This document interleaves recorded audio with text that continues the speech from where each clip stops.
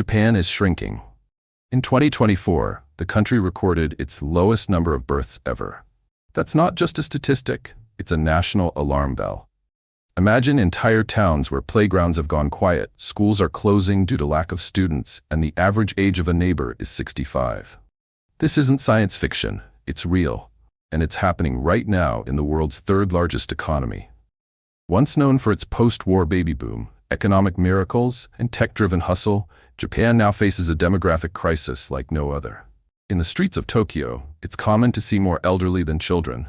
Some rural areas are turning into ghost towns. Even in vibrant cities, family life is taking a backseat to careers, stress, and solitude. But here's the real question. Why are people in Japan having kids anymore? Is it about money, work, culture, or something deeper? In this video, we're diving into the real reasons behind Japan's declining birth rate, from love and loneliness to policy and pressure. So stick around, because the answers may surprise you. And don't forget to hit the like button, subscribe, and tell us in the comments. Would you raise a family in Japan? Why or why not? Let's dive in, here we go. Chapter 1. The numbers behind the crisis. Japan's population isn't just declining, it's unraveling at a pace that's shocking even by global standards. The fertility rate, which measures the average number of children a woman is expected to have, currently sits around 1.3. For a population to simply replace itself, that number needs to be 2.1. So, you can already see the gap, and it's not a small one.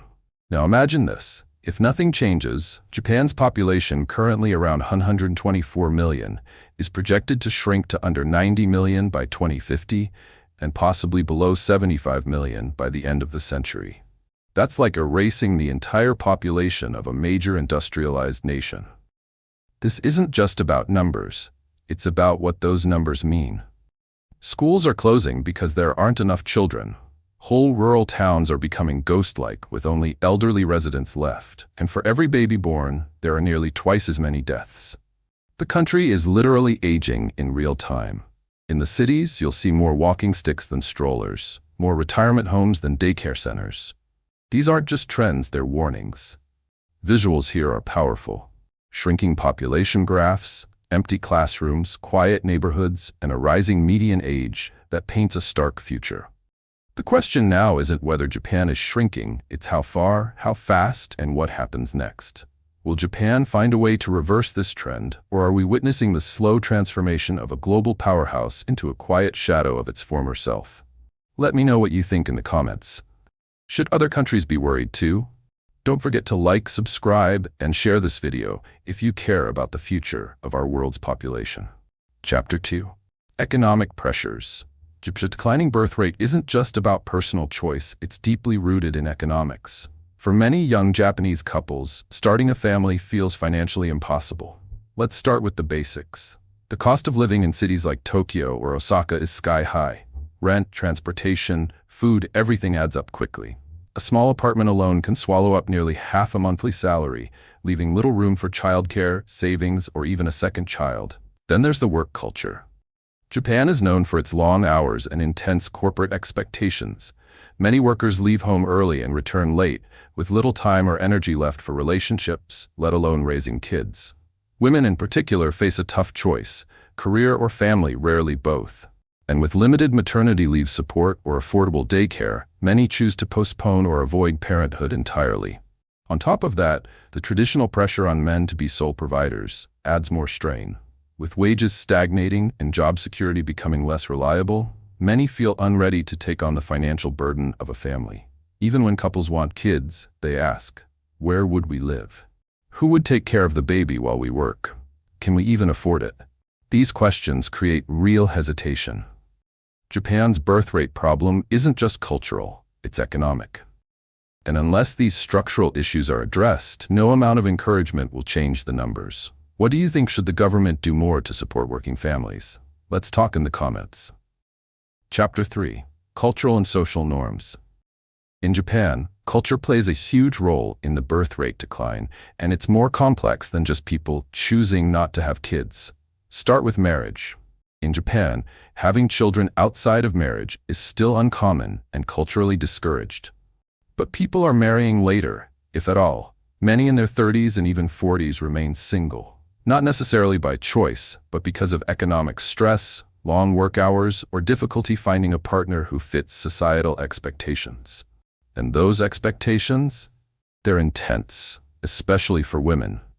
Motherhood in Japan is still tied to traditional gender roles. Once a woman has a child, she's often expected to leave her job and become a full-time homemaker. The system isn't built to support working mothers, and those who do return to work may face judgment or lack of flexibility. Meanwhile, men are expected to be the primary earners, which can be overwhelming in a changing economy. There's little room in the middle for couples who want to share responsibilities equally. And for single parents, the stigma is even tougher. With limited government support and cultural pressure, raising a child alone can feel isolating and nearly impossible. Many people delay starting families or opt out entirely. But here's the real question. Should society evolve to support modern families, or should individuals keep adapting to outdated norms? Drop your thoughts in the comments. Let's talk about it, and don't forget to like and subscribe if you want more deep dives like this. Your voice matters, and your perspective could inspire someone else to think differently. Chapter 4. Government Response. For years, Japan's government has known this crisis was coming, and they've tried to act. From cash incentives for having children, to extended parental leave policies, to subsidized childcare and housing support, the government has introduced a wide range of family-friendly initiatives. In 2023, the Kishida administration announced one of the largest ever investments into birth rate countermeasures, billions of yen, aimed at easing the burden on young families. On paper, it sounds promising. But in reality, many citizens say it's just not enough. The problem is deeper than money. Young people in Japan say that even with the incentives, raising a child still feels overwhelmingly expensive and exhausting. Daycare centers are limited, work-life balance is poor, and for women especially, the career cost of becoming a parent is too high. In many cases, people don't feel that government policies truly reflect the daily struggles they face. A Tokyo-based couple told NHK, "They give us one-time payments, but what we need is long-term support and flexibility." Others feel the initiatives don't address the emotional and cultural pressures tied to marriage and parenthood. So the big question is, can policy fix what society itself no longer prioritizes? Or is Japan simply too far down this path for government action to reverse the trend? What do you think? Is Japan doing enough, or are their efforts missing the mark? Drop your thoughts in the comments, and if you're finding this series insightful, hit that like button and subscribe for more eye-opening stories from around the world. Chapter 5. The Bigger Picture. Japan isn't alone in this demographic dilemma. Countries like South Korea and Italy are facing even lower birth rates. In fact, South Korea currently has the lowest fertility rate in the world, sitting below 0.8. Cities are bustling, but nurseries are empty. It's a quiet, invisible transformation shaping the future. So what's really going on here? Globally, as economies advance, birth rates often fall. It's not just about money or housing, it's about values, priorities, and evolving lifestyles. Young people are choosing careers, freedom, or personal well-being over traditional family paths. And in many ways, it's a reflection of progress, but one that comes with real trade-offs. For Japan, the implications are massive. A shrinking population means fewer workers, more retirees, and mounting pressure on healthcare and pensions. Schools are closing, entire towns are disappearing, and the economic engine that powered post-war Japan may start to slow. To fill the gap, some argue Japan needs to open up to immigration, a controversial idea in a nation that has historically valued homogeneity and tight border policies. Others believe automation and AI will help balance the labor shortage. But will that be enough? And here's the big question. Is this truly a crisis, or just the future taking a different shape? As we compare Japan's journey with other aging nations, we start to see a global pattern forming. Maybe it's not about fixing the past, but reimagining what comes next.